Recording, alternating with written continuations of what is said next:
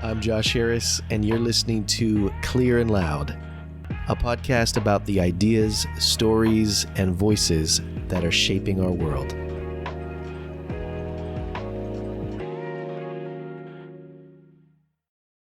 Hey, friend, welcome back to the podcast. It's good to have you. Today, my guest is talking with me from Amsterdam. Her name is Mayra Kapteijn. She is a fascinating human being, so insightful, and I love the wide-ranging topics that we address. Everything from empathy and human-centered design to AI and whether or not we can really change the big problems that the human race faces. Mayra is a social designer with a background in social psychology. At the age of 31, she co-founded and jumpstarted multiple social impact platforms such as 29K, which provides free evidence-based mental fitness tools, and Peerby, a neighborhood sharing app. Currently, Mayra collaborates with leaders in healthcare and well-being to develop cutting-edge platforms that foster a more connected and caring world, empowering individuals toward collective change. Very interesting background. She was born out of a family of Argentinian revolutionaries, and she firmly believes that humans are not only the source of global challenges, but also the key to finding solutions. And that optimism comes through in the conversation in a very inspiring way. Mayra would say that her philosophy is grounded in leveraging the power of design and technology to bring out the best in people as a means to collectively build a more sustainable and just world. Here's Mayra Kapteijn.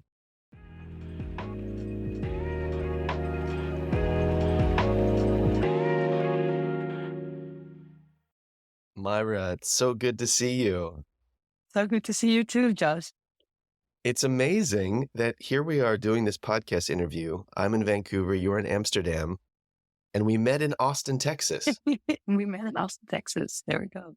We were both South at by South Southwest. Exactly, South by Southwest, going into a session, which I can't even remember the title of the session. It was one of those panels. I was actually going to a different one. And as we were going up, I think an escalator, we met, and I asked you which session you were going to. I remember which session.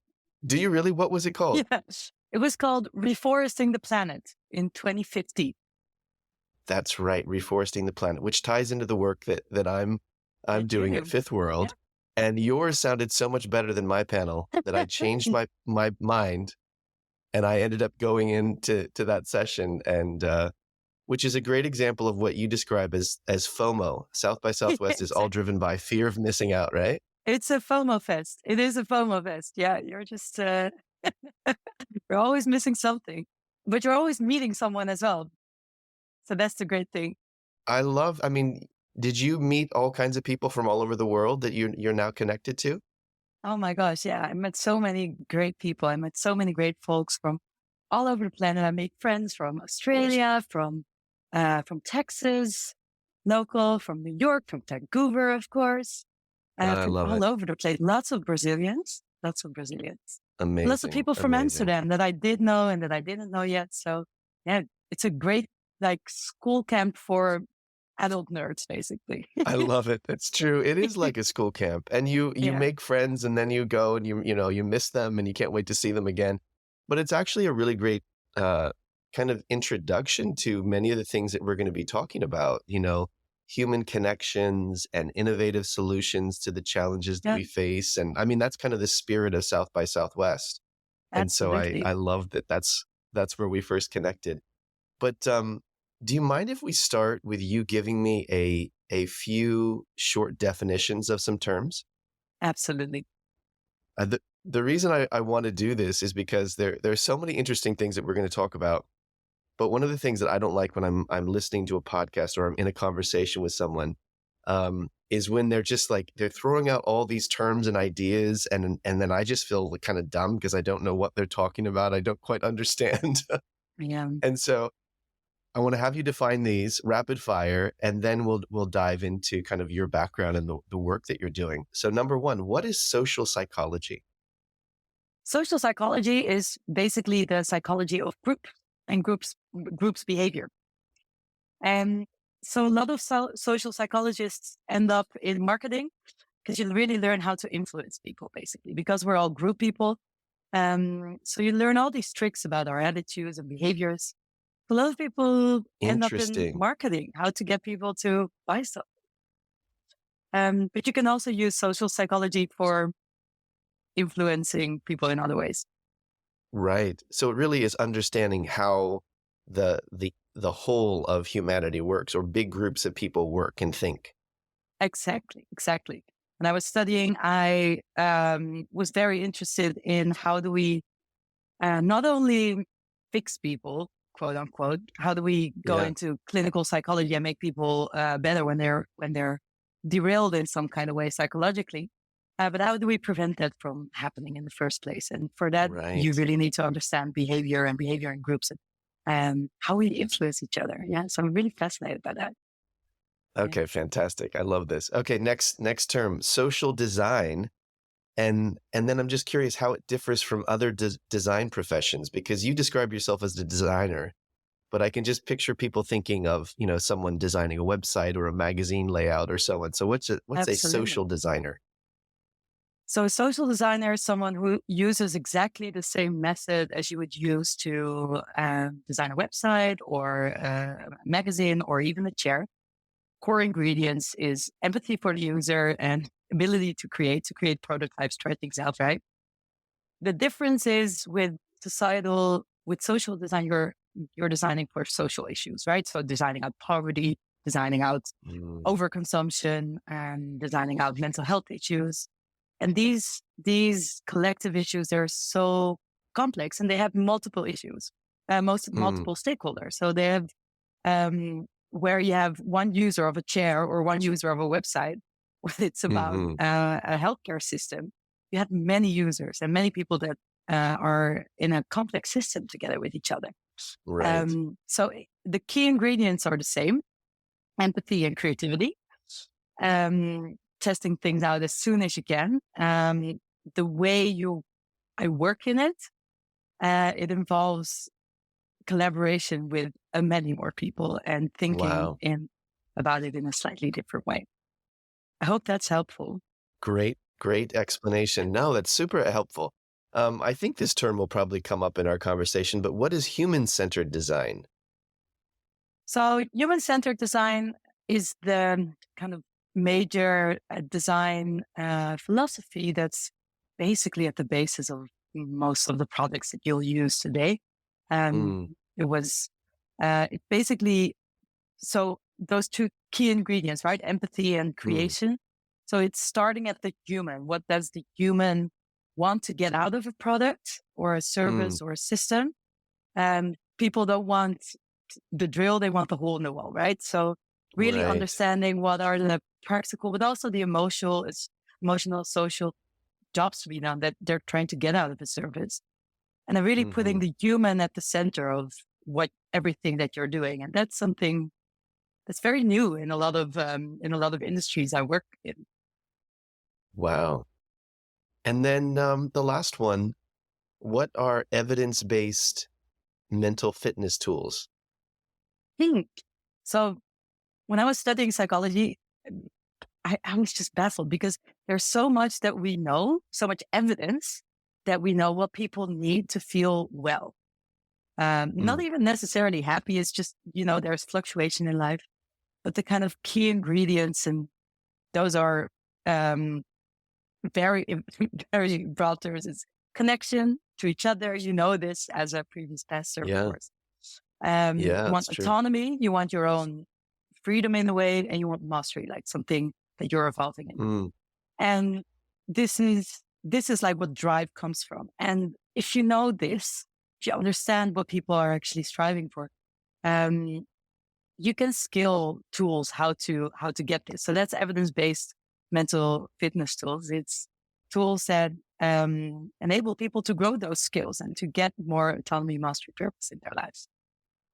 And that kind of eliminates the need for mental health professionals. We don't all need interesting. therapy, like one-on-one talk. Of course, that's very helpful for a lot of people. Mhm. And I think it's very helpful to just learn these practices in school and learn them in apps and just give everyone access to these things. So that's what I try to build into my services that I design. Yeah. Fantastic. All right, so let's back up a little bit. You did an amazing job defining all these terms. I want to hear a little bit of your story. Your background in social psychology and your passion for social design is a really interesting combination. How did you end up merging the two? What was your own personal journey that led you to this point where you're, helping design solutions for big challenges in society? Well, there I have to credit my the person who was my mentor at the time. I was graduating as a social psychology student, and I joined a startup called Peerby, and it's enabling neighbors to share household items with each other. And the head of product there, Anna, she told me, "Myra, you're a designer. You just don't know it yet." So she kind of pulled me into the product team. She Interesting. taught me the ropes a little bit. Because I learned there that there's so much we know, right? There's so much we Yeah. know about what humans need to, like we were discussing, what humans need to feel happy and to be pro-social towards each other. How can we design the world according to that? How can we design for empathy, for collaboration, for collective action? And I think there was this creative force always inside of me as a kid, but I just never thought of myself as a designer until some wonderful person told me I was. So there we went. And I went ahead and did the second master's in design. And started merging those two perspectives. If you had not had that mentor speak into your life in that way, what would be some of the kind of uses of that social psychology background? Would it be in marketing? I mean, what do you think you would have done had you not had that realization? I think it would have probably come at one point or the other, because I was already as an 11-year-old, I was like setting up little businesses in my street. I was like doing people's groceries. So I was always like up to something. So it would have probably just taken a little bit longer. So that's what mentors are for me. They are people that see you and then they kind of pick you up and give you a jump start into some kind That's of so good. path that you would possibly already get on. But it just happens a little bit quicker. I love it. They help you see it more quickly. Yeah. So you live in Amsterdam, and I just would love to kind of understand a little bit of what your life looks like, because you have one of these jobs that if I were to be interviewing someone who's a plumber or someone who's a builder or a doctor, even, most people have this like imagination of what that job looks like, or what a day might look like. But you're working on types of projects, social design, all these kinds of things that sound really fancy and cool. But what does your work actually entail? What does your day involve? What's the kind of non-glamorous side of it? What are you doing in most of your days you do your work? Okay, so what do I do on most days of my work? So I collaborate with people so what I do is all these systems that are really like tangled and chaotic and that are all going wrong right now. That's where they call me up and I work together with them to try to come up with a solution, right? What's the chair for healthcare? What's the chair for? So right now I'm working with family doctors, for example. It's a great project. And I'm helping them to design a platform that enables them to collaborate with their patients in a better way. Because currently people are completely oblivious to all the knowledge that there is in the doctor's head, right? So they're feeling they're not always following doctor's orders. They might be Googling, they might be leaning towards a medical solution when actually the best solution is more self-care, for example. So we're building a platform for more autonomy in the patient's journey, basically. So what that looks like on a day-to-day basis is, one, I talk to ChatGPT a lot because that's like my third arm right now. So I just in conversation with a robot. That's part of my job. Um, so I'll be asking questions like, what kind of situational predictors predict conduct disorder in teens, include evidence on odds ratios, like that. So like I'm learning how to write very specific prompts to just discover amazing pieces of Wow. knowledge in a much quicker way than traditional. Like when I was in psychology, this stuff would take me days, like sift Right. through research papers. So I'm talking with the old chat GPT a lot, and then I'm talking to users a lot. I do house visits. So I just hang out with people, talk about them, about the last time they visited their doctor and how that felt like. And I'm like mapping it out and drawing it out with them, mapping out how they felt, how they reacted, how they talked to their friends afterwards. So I'm really like digging into it and like sifting through it and really trying to empathize with that situation. So Incredible. that'll be a general research day if it's a research day, Yeah. and then if it's a creative day, then I'll be sketching and I'll be building prototypes in Figma, and I'm doing this together with a team, of course. So other Right. designers that help me with like the product design stuff, um, and And then when you talk about product design, you're talking about the actual platform or app, like how people will actually interact with some system. Let's say it's an app on a phone. yeah, You're taking all this research about how people are actually living and making decisions after they visit the doctor and so on, and you're trying to design something that they'll be able to use that will give them better access to information. absolutely. Incredible. I think you've just nailed the core of human-centered design. So you're listening into people. You're really trying to get something out of their life. Sometimes you'll even, you'll pretend play you're one of these people and you like really shadow them or take a walk through the kind of healthcare institutions that they go through and like observe.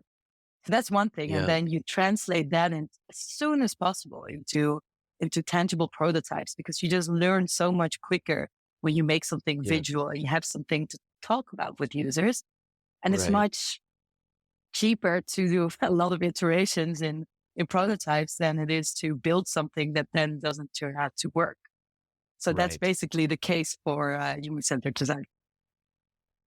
Have you had the kind of experience where you do all this work and your team is creating something and it makes so much sense to you, and then when you have actual people use it, it falls flat and doesn't make Oh sense to my them? God. All the time. All the time. If you haven't invalidated any of your assumptions going into these things, then you Yeah. haven't tested rigorously enough, because there's always something you don't know. So for example, I was designing um, health monitoring app for adolescents. Basically, Mm. the school nurses, they have to check in with all teens by law in the Netherlands to see how they are. Currently, they're just putting them in a classroom, getting them on these big screens where they have to share all their data on how they're doing and their like most dark feelings. And Oh my surprise, goodness. surprise, they're not giving the honest answer. So we were researching and we were like, okay, of course they're not giving the honest answer because you're in a public space, so hell no. Like, what if people see what you're doing? And Yeah. two, what do you get back from it? So we don't give our data unless we get something back. So we were just Mm. brainstorming. I'm like, what do we give young people back, and how do we empower them to work on their health goals or whatever? So we did like these school challenges. So like sign up for these school challenges, and these kids are doing it too. And then we showed it to these teens, and they were like, "Gosh, this is so lame. School challenges, really?"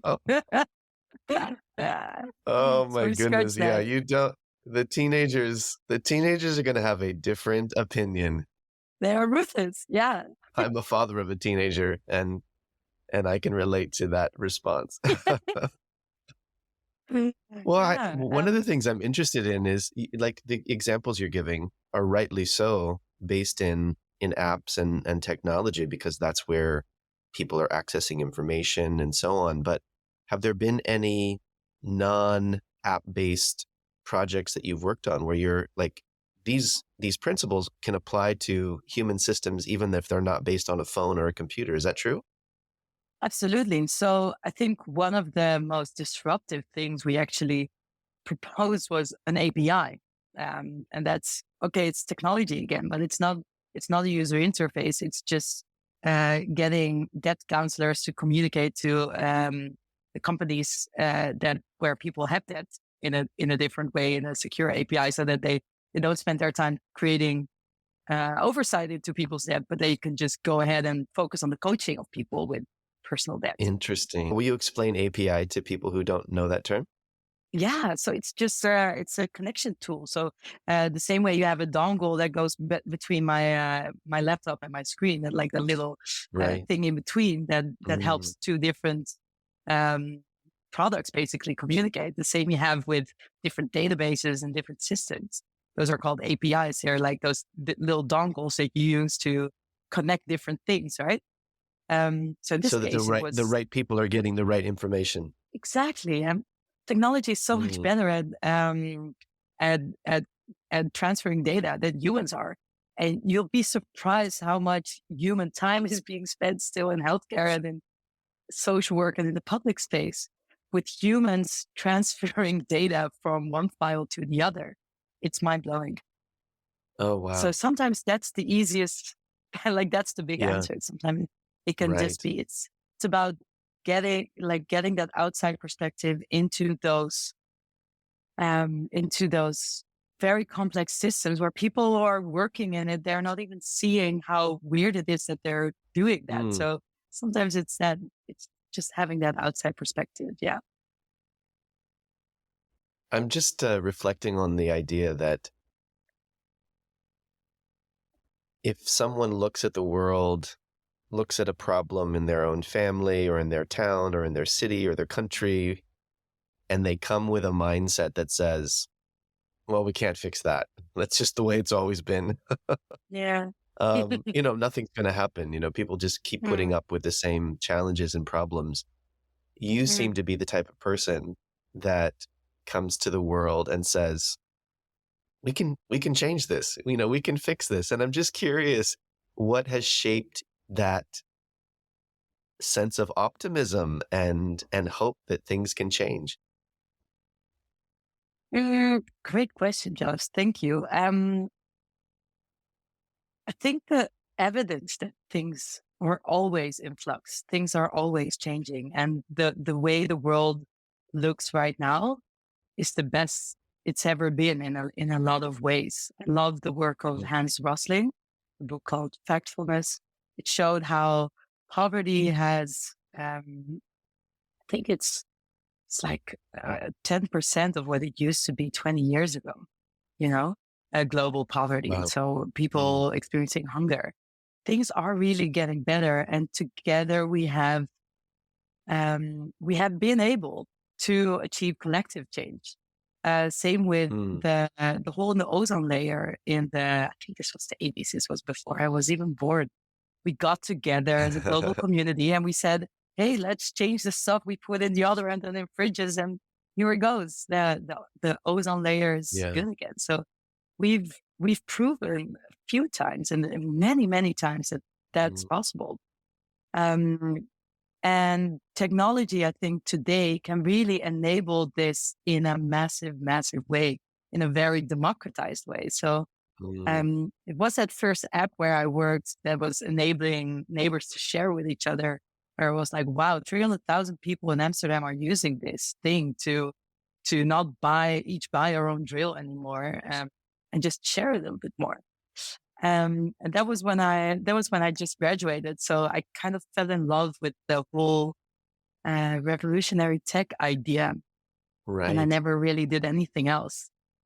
So for I me, love that it. is like the water I live in. That is something I Yeah. just do every single day. So that mindset of not being able to see the change, I really Yeah. understand that if you're living inside of that, you haven't seen, you've tried to change things in your individual way, but you've hit a lot of walls. It's really, it's Mm. also hard. It's not Yeah. easy. Yeah. Um, and I really enjoy doing that together with people, and especially the people that are skeptical at first and that Yeah. may be scared for change. Yeah. I love working together with them uh, through that fog, basically, because in the beginning Yeah. we don't see the answer, right? We just have to. Hmm. And that's the hardest thing in the design process at all. It's admitting that you don't know, Right. and it's admitting you don't have the answers yet, and you're not pitching, and you're not seeing clearly yet, and you Mm. are going through a process together. It's what we call the fog, and you're coming out of the fog together as well, and that's always a very joyous moment. It's just something that creates a lot of excitement and energy, and um, yeah, it makes me feel very thankful to be able to do this kind of work. Yeah, Right. I hope that answered your question. No, it does. It's a beautiful answer, and so many things are sparked by what you shared.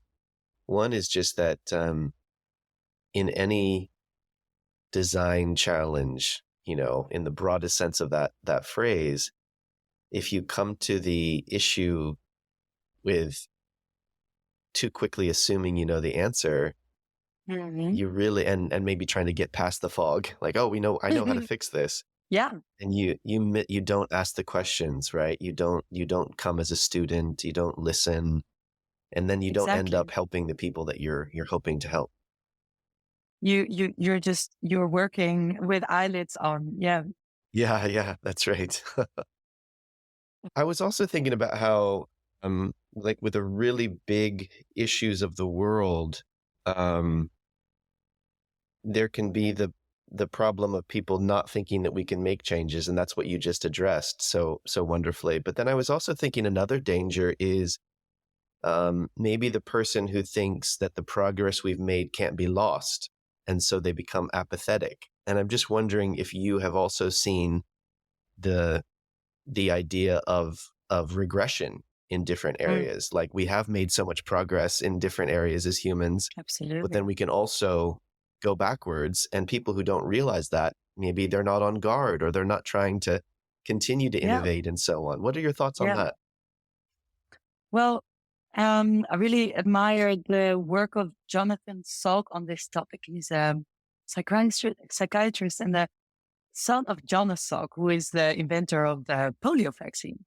So a biologist, and Oh, they incredible. worked together in his late life, and they came up with this, I think, this insight that just illustrates this scare that I think you're describing in the best way, and it's basically that all organisms, they, even when it's a petri dish or it's a tree or it's a group of people, they kind of Mm, they grow in an S curve, right? So they first grow slowly, then they grow quickly, exponentially, and then they have to stagnate and find equilibrium in a tree, mm, in a petri dish, or whatever. And what happened with humans on this planet is we grew in this kind of epic A, as they say. We grew mm, exponentially in a materialistic frame. We got so much richdom where we have so much today. Like I was explaining with the poverty thing, just the things that we have in our pocket today, the computer power. It's amazing. Um, and it's really understandable if we are now in the kind of going from what they say epic A to epic B, where we have to mm. find equilibrium with the planet. So we cannot grow in an unbridled way materialistically with stuff because Right. that's just going to not be sustainable. So a mental model where we find equilibrium is really hard to picture. So what Mm. people tend to do is they want to go back and they make America great again. Or here in Holland, Yeah. we have our own narratives of going back to a past where these problems didn't exist yet. So these challenges, so these scares also didn't exist yet. And I think what my job as a designer is help build that optimism and also visualize how can things be different. So I usually build Mm. vision prototypes first. How can this thing be different in 2030? And I really like paint the picture in a world that's completely unfeasible. For example, when we're not using screens anymore, we're using windows as screens, just Amazing. weird ideas to kind of pull it out of today's context and just spark imagination. And I think imagination is such an amazing skill for every Mm. creative and every human to have and to Hmm. train in this day and age, because it is scary to go from these different times where we could just produce and consume in an unlimited way to a time where we have to think about growth in a different way. And Right. I think on a cellular level, people are always going to pursue growth, right?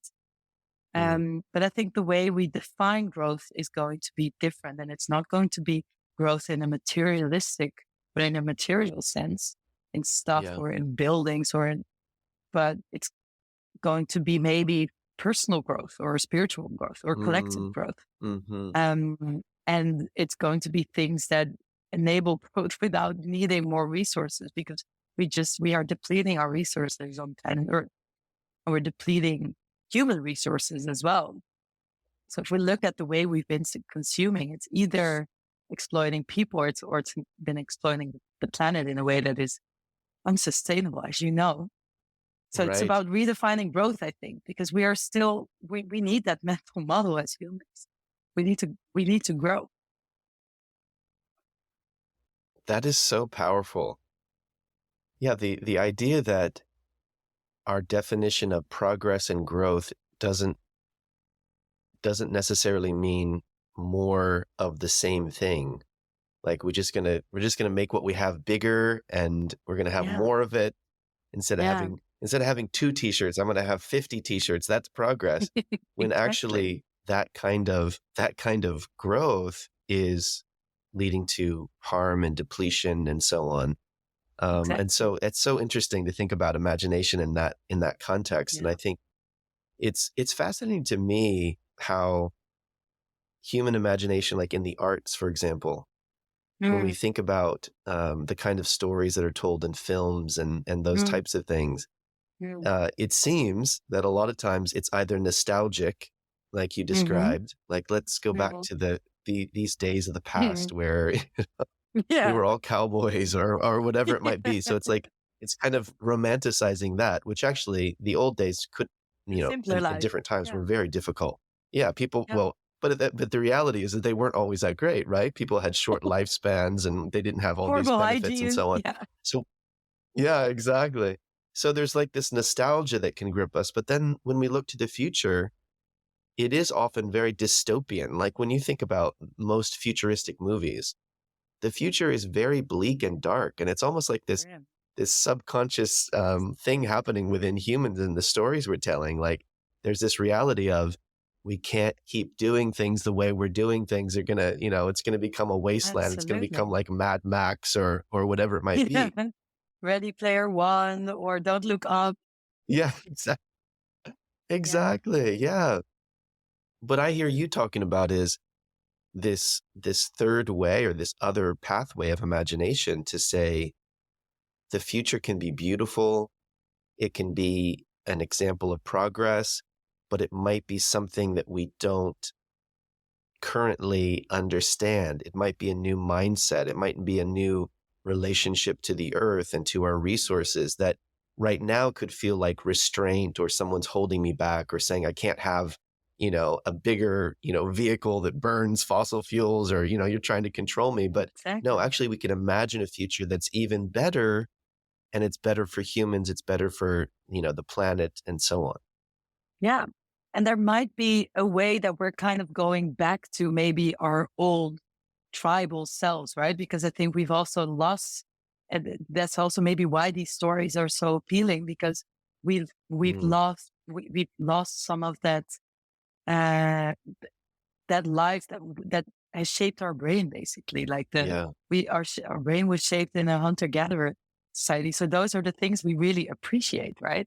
yeah, Community yeah, and that kind of stuff. So those are also um, scary things to lose. And I think that's what's so great about a movement like the solar punk movement online, where there are yeah, just lots of creators that are literally envisioning how could cities and lives look like in a sustainable way and in a green way. And it's just yeah. something that's very invigorating to me as a designer. It's something I look at a Mm, lot, and it's something I also play around with a lot, again on Dolly and on my journey and stuff. So how would how would how would a social worker look like in the future succeeding? it's really funny because they got a really grim image of the social Oh, worker in no. a futuristic city. So Uh, I think it's also up to us to decide to design this in a way that's not only based on past data and past myths, basically, but also think mm, about how do we redefine growth. And we're already seeing a lot of evidence in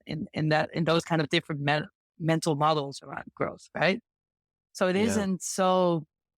I think that's already changing. So many people that I know that have had great success. I know you've had a few of those on your podcast as well that have gone through that, climbed that mountain of material success, and then had that Mm, epiphany of, oh, actually, what really brings value to my life is these different things: is connection, yeah.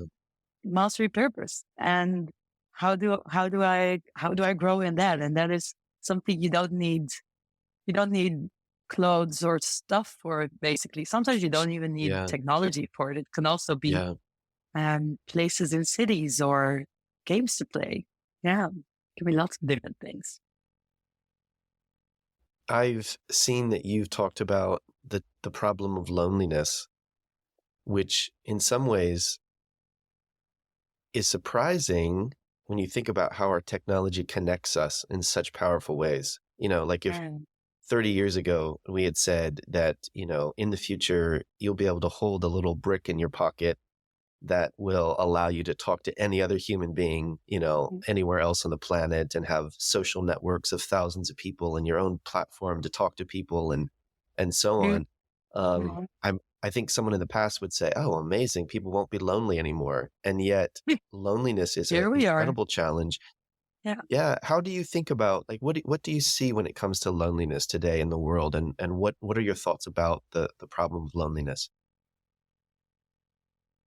great question. I think what we see with loneliness is that we've really individualized responsibility in all ways. So when it comes to climate, it's our own responsibility to eat less meat or take less planes.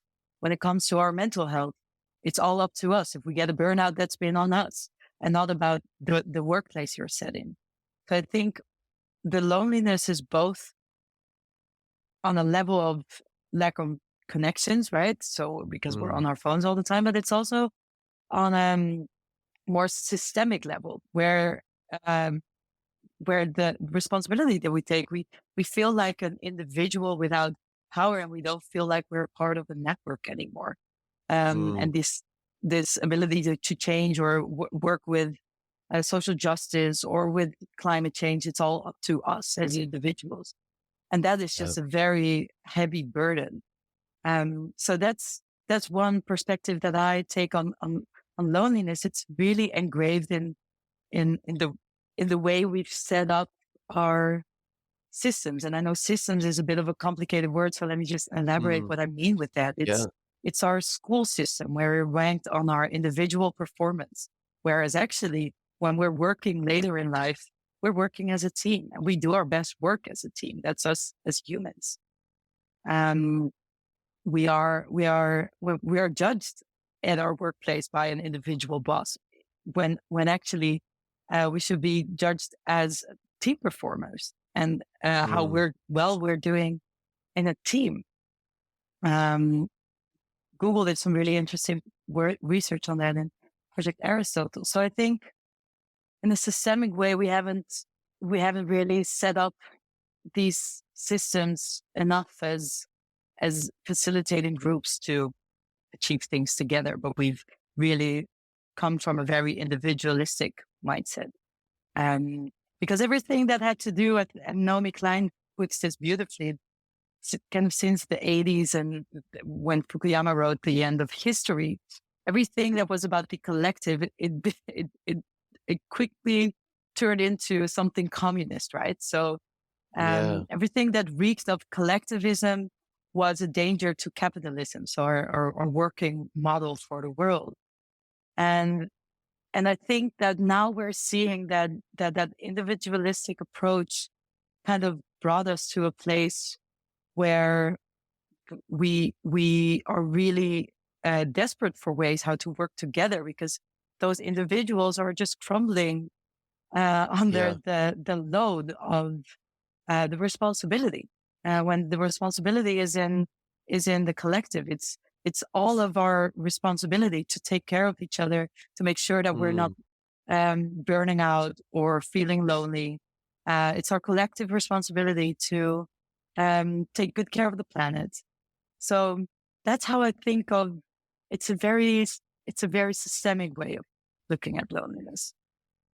And it's a very big picture kind of it makes it very complicated maybe, but I think we have to start there, because if we're only defining loneliness as a lack of relationships to other people, um, we're again making the individual responsible to get more relationships, when actually we need to look at the systems that make it so hard to have enough relationships and to relate each other mm, in a healthy way. I think that's also relating is a verb, and it's something that is trained, and that it's becoming increasingly difficult. I love what Esther Perel said about this at South by Southwest, actually. I don't know if you were her I was in talk. the session too. Yeah. Yeah. Oh, you will ask an amazing question. Yeah, I remember.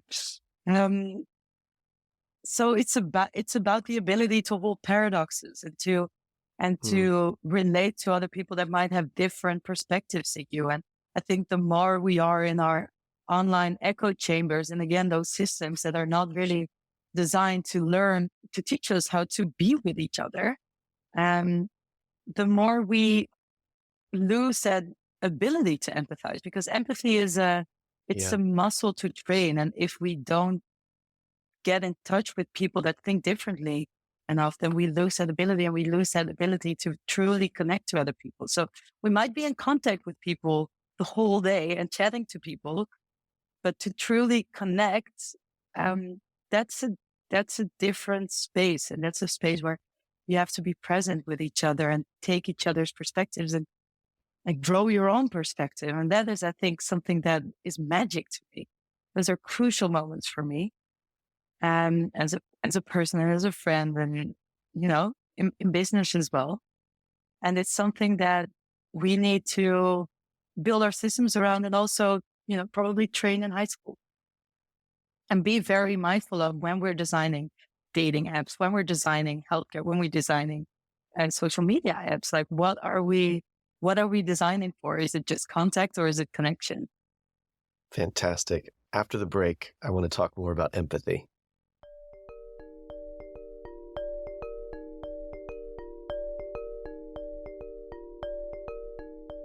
Myra, one of the words that you keep using that I think is so powerful is empathy. And I wonder if you would just talk about what empathy is and what it means to try to design empathy back into society. Absolutely. So empathy became a little bit of a buzzword. So let me just explain a little bit what I mean with empathy. So empathy is the ability to understand another person's point of view, right? Um, Mm, and to feel that sense of, okay, what is someone else feeling here? That connection there. Is what we call empathy. Compassion is very similar. The difference with compassion is the uh, wanting to also change the situation for that person. So that mm, action that comes up there, or that motivation. So as a designer, as I said, empathy is a key ingredient into the design process, right? That's the mm. basis of human-centered design. So that's also where it became a bit of a buzzword, maybe. What I learned as a social psychologist going into design is that the things we are designing should not only have empathy as a key ingredient, it should also be the key outcome, because it is Mm, the key thing that a lot of people are missing these days, due to this kind of systemic loneliness that we're seeing in today's society, where many people are feeling unheard. They're feeling like politicians are not representing them. They're feeling alone in whatever they're going through. Mm. And they're not alone because there are many people that are going through the same thing. So a big part of the red thread through many of the things that I have been designing over the past 7 years have all been facilitating that sense of first empathy. So understanding, a neighbor needs a drill because they are moving. It can be stupid simple as that, or it can be as a school nurse that empathizes with one of the adolescents in a different way into Mm. what they're actually experiencing. And so so those kinds of connections and enabling that human connection between people in a deeper way, or just facilitating through helping each other out, can be as Yeah. simple as that. For me, that is designing for empathy, and can be empathy in a very deep sense of like, oh, I know how you're feeling, but it can also be empathy in a very practical sense of, hey, I know you need a drill, I got a drill, Mm. let's you know let's be Yeah. neighborly and buy less stuff. Yeah. Very good.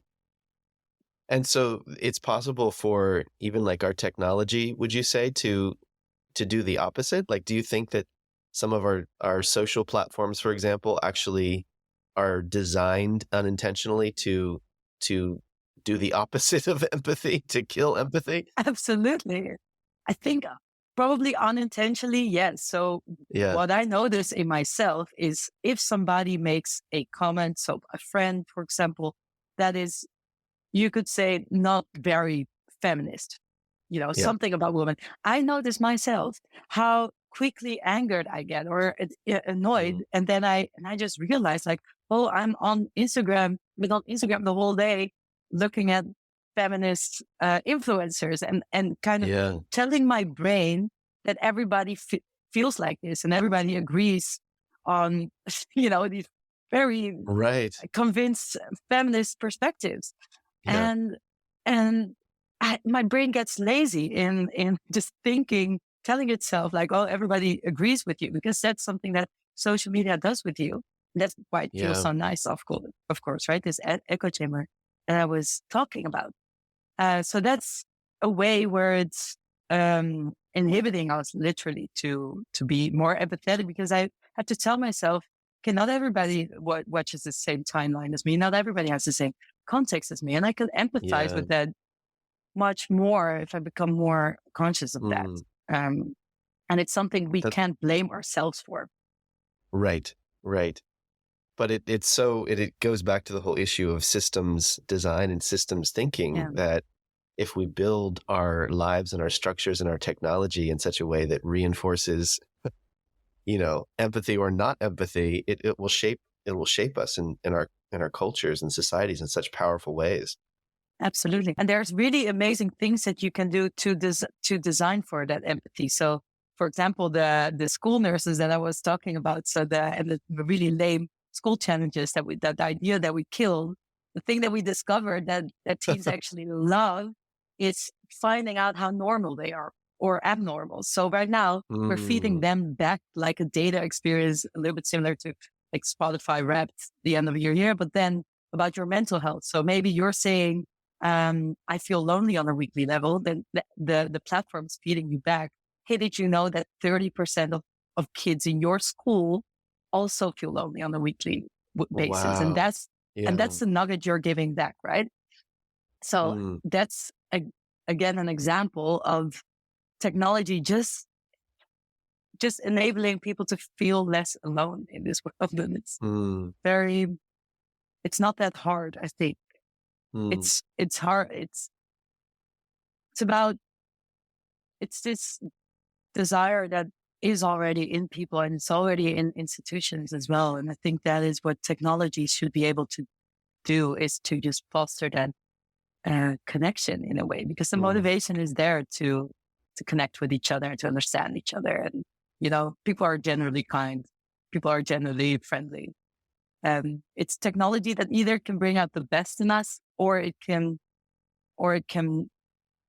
bring out the worst in us. And I think that Yeah. we see that in technology today as well. And luckily, the design and tech community is becoming more and more aware of our responsibility in that. So Mm, There's a beautiful, huge community of people that are trying to figure this thing out. Like, how do we do this? Because yeah. some things are really simple, and on other days you'll catch me, and I'm like, oh my gosh, this is so hard.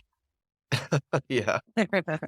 Uh, you talked about how you're using ChatGPT, which I love, but the discussion around AI is just exploding. I mean, I can't, Mm, there's really no other topic discussed on my Twitter, mm. thread where, the Yeah. threads that I read are all about Twitter, Is are there all anything about else AI. than Yeah. AI? Yeah, Yeah. exactly.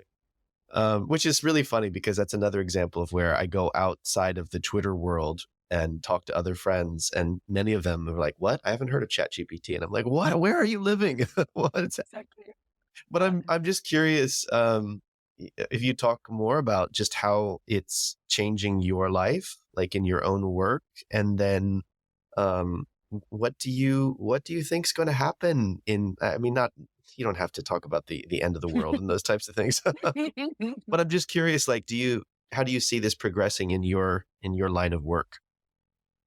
Uh, So the way I see this progressing in the design space, so I use it as a tool to just get me so much access to so much more information, and also really Yeah, as a way to associate, to just bounce. It's like having a colleague that is always on call to bounce around ideas with.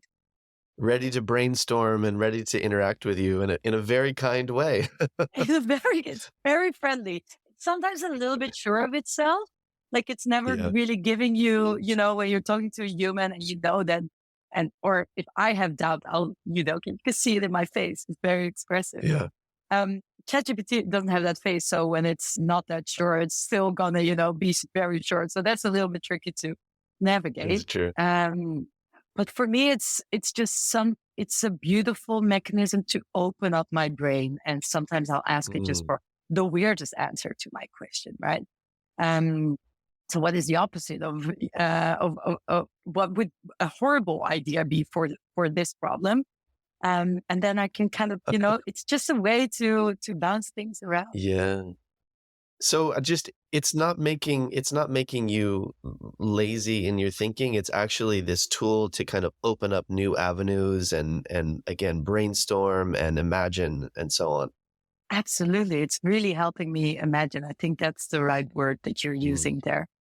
Um, and I think that's so when I talk to the people that are outside the, my friends that are outside the tech world, a lot of them are PhDs and are in psychology, and they're literally, they're so worried about this yeah, thing, because exactly that worry that students are going to become lazy and they won't be yeah, able to think for themselves anymore. hmm, Um, and what I talk to them about is like, what is even the purpose of education anymore? yeah, When we live in a world where we're not knowledge workers anymore in the future, right? mm, So because there's always going to be an AI colleague that is going to have access to more data and therefore more knowledge. But yeah, um, the work we're going to be doing is basically what I call superhuman work. So it's the work um, that is the most creative and is the most compassionate. And I didn't come up with this myself. I think his name is Kai Fu Lee. He's an amazing thought leader in AI. mm, Um, and he made this, he just made this matrix very easy. So you have the creativity X and compassion X. And the more it's in the upper right corner, the more likely that your job is still going to be there in 2030. And the things that are um, not very creative and you don't need compassion to do the job, yeah. it's very likely that AI will take over that job. So how does that Wow. impact? How does that impact education and the work we do? I think that's very exciting because it's going to be a lot of Yeah, boring work that's going to be taken over, and it's going to ask a lot more of our critical thinking and our creative thinking yeah, and our compassionate thinking, and it's empowering us to do so much more, so much quicker. So if you look at the cost to develop a website or to design an app, basically Yeah. AI powered, it can go already today 4 times as fast. Incredible. So Yeah. it's just I see it as a calculator, and it's just Yeah. a really incredible calculator that is allowing us to do a lot more, but it's really about the input there. Mm, And I think what's really dangerous when we don't teach students and kids how to write prompts, how to work together with an AI, you're going to have a massive difference in privilege. So you're going to have the privileged people that have time and space and network to practice by yourself and to learn this amazing new skill. And then you're going to have the people that don't learn this anywhere and don't learn it in their network. And, and their jobs are going to be redundant in the future.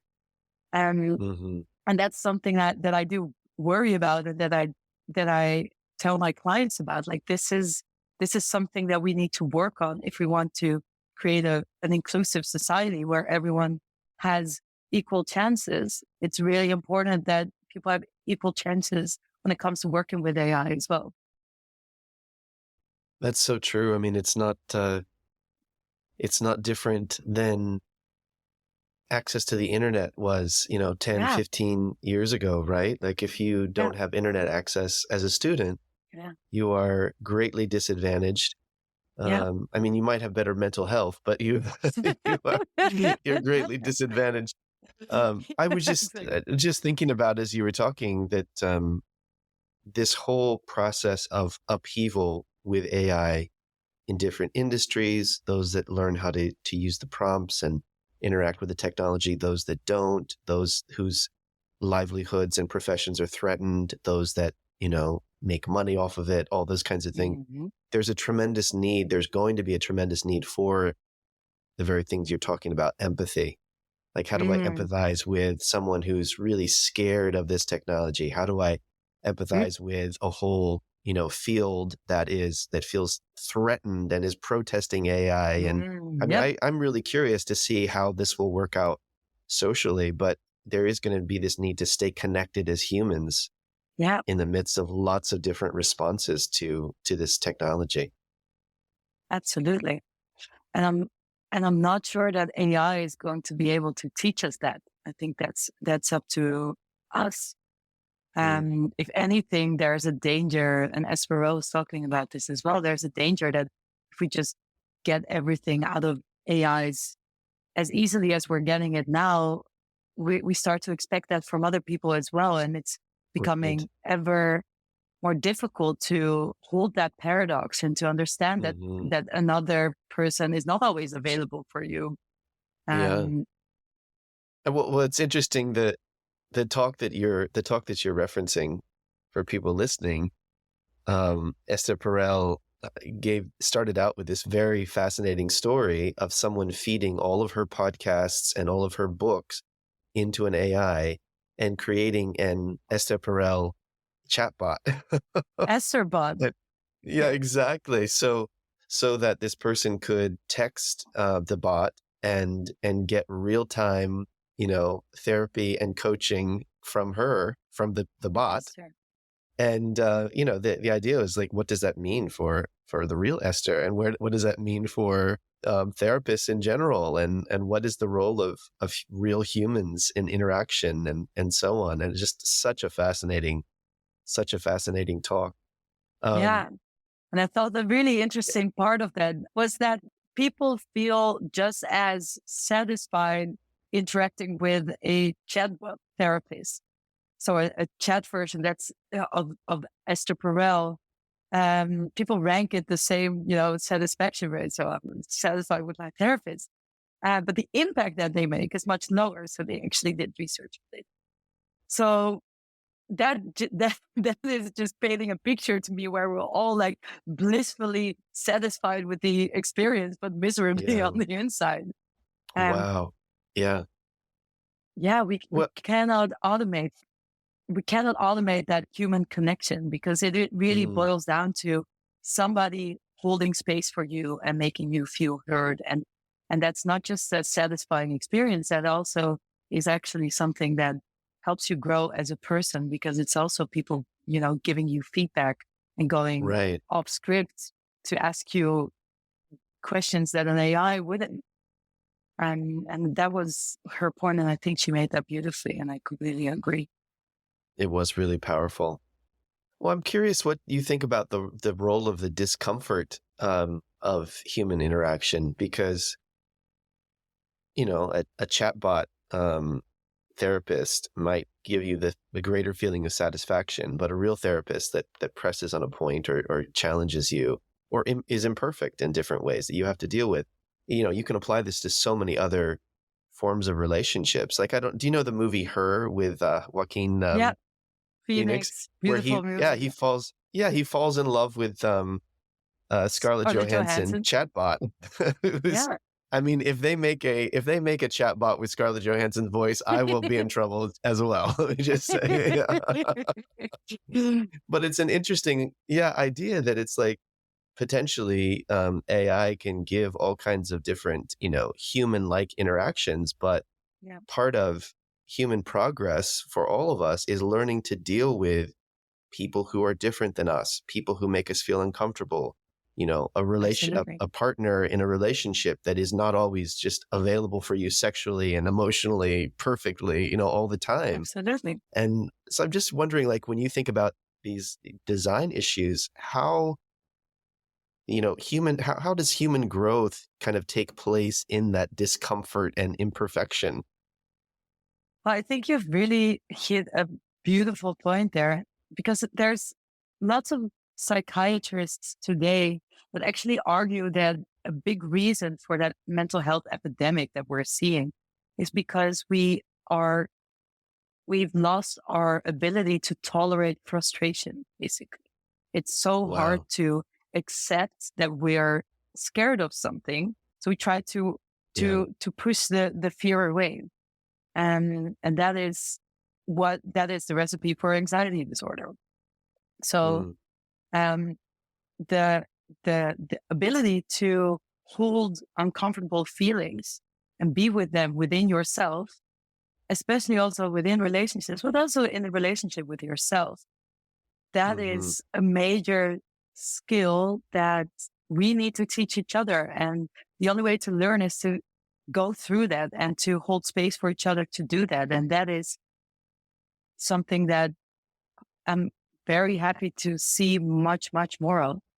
Like, we're having this Mm, conversation. I know that these conversations are happening a lot, and I'm seeing them a lot in my own filter bubble, of course.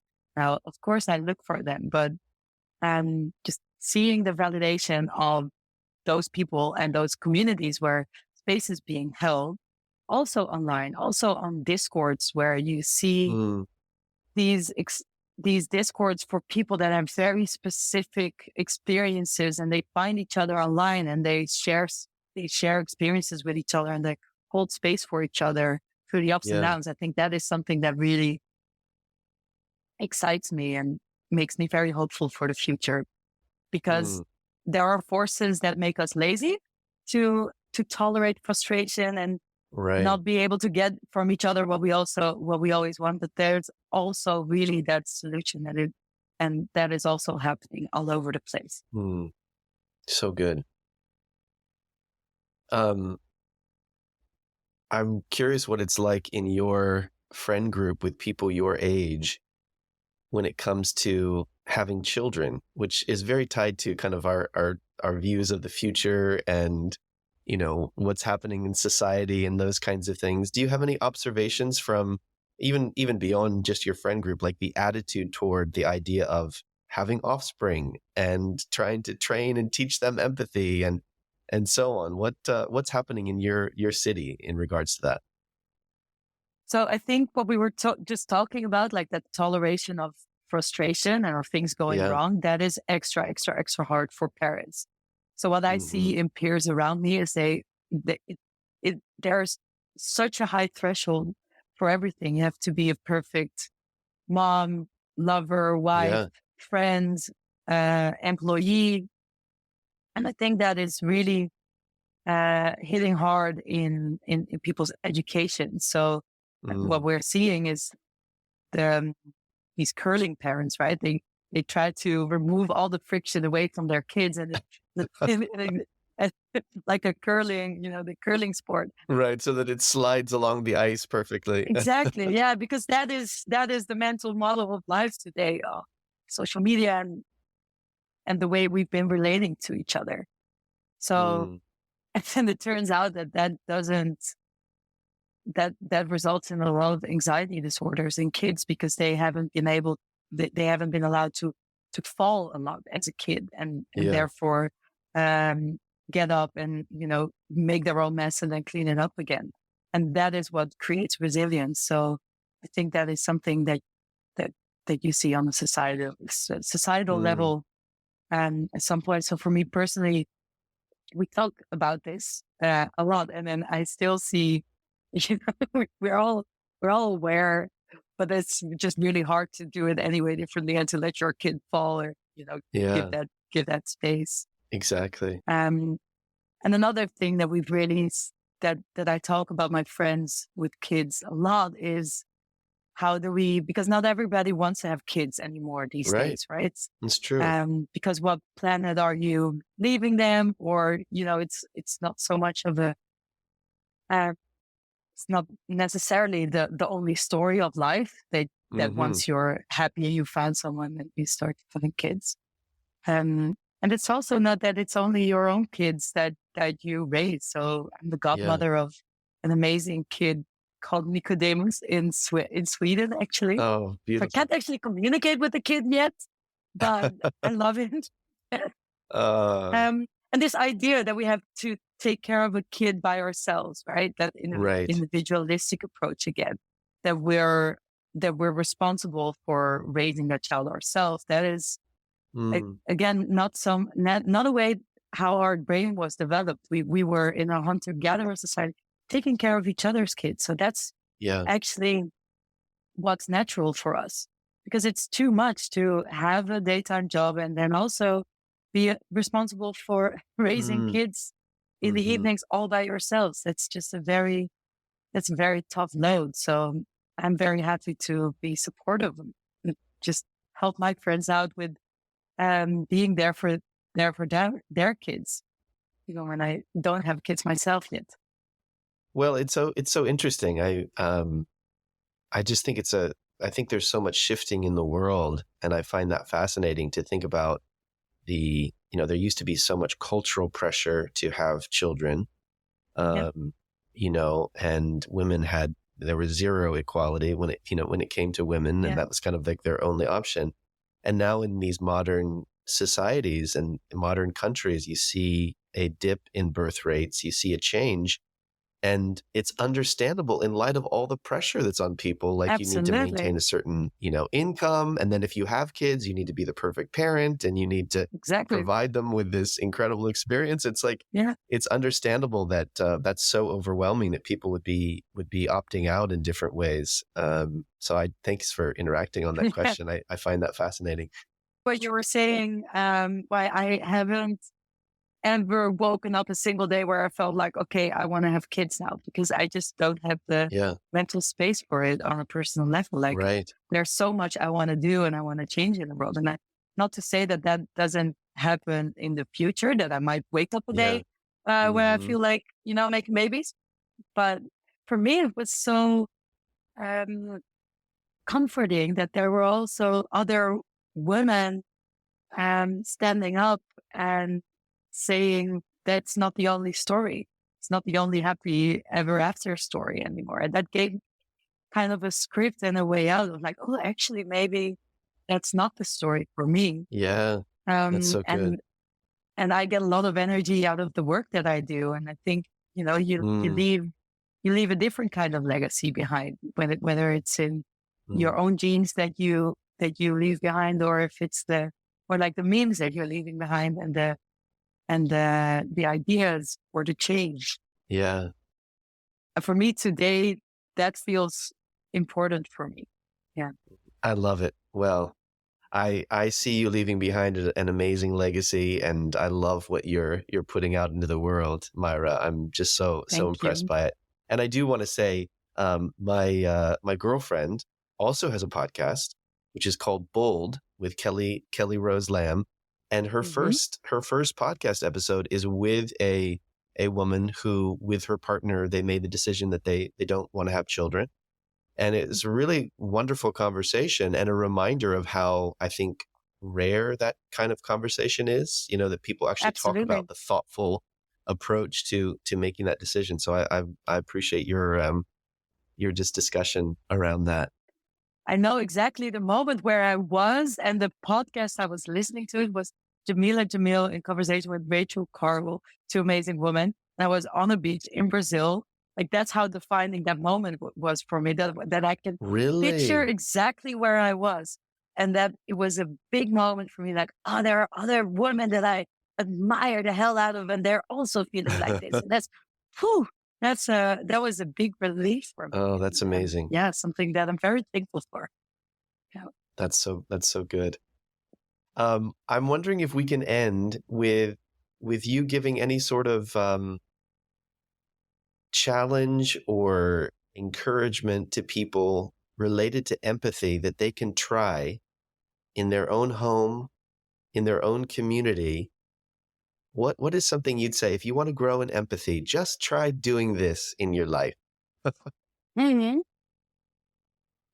I think it starts with observation. So go to the place where the people that you have a really hard time empathizing with, where Hmm. they gather and where they connect.